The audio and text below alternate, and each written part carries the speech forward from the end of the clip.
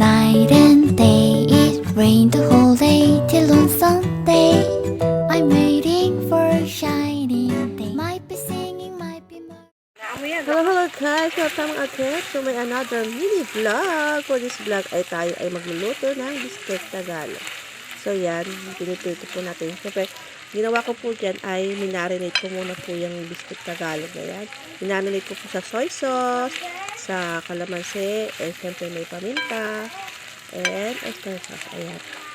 Mga ilang ano po yan, mga ilang oras ko po siya minarinate. Then, after nyo, yan, pinirito ko na po siya muna. Ingay. Stir fry ko. Yan, ginawa ko po dyan ay kinat ko na po ito. In-slice ko na po sa maliliit kasi para po madali nang kainin ng aking mga junakis. Ayan. So, ayan. Pagka-fry natin. Ayan.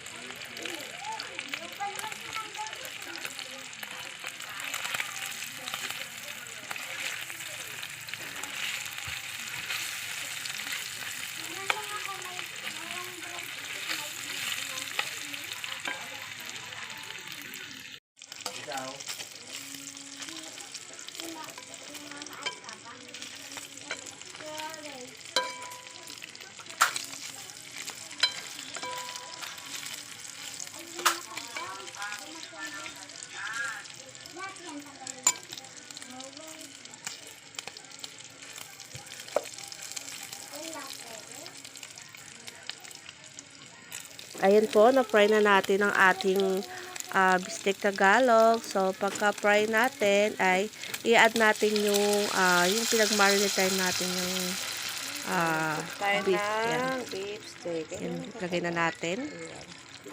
Yung pinag-marinate natin. Then, i-stir lang natin at ipakulan lang natin. Yan.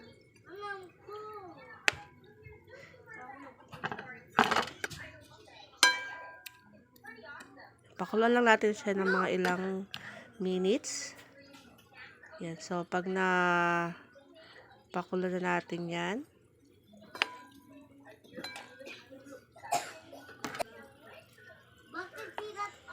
Yan. Takpan muna natin para kumulo ng mabuti.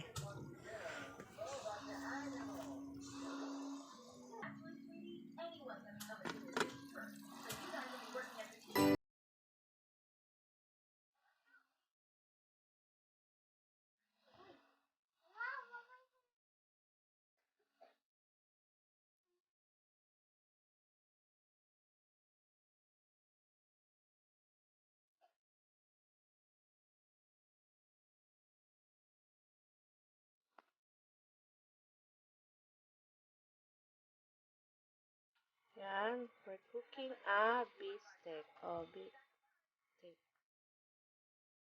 First time po namin magluto nito.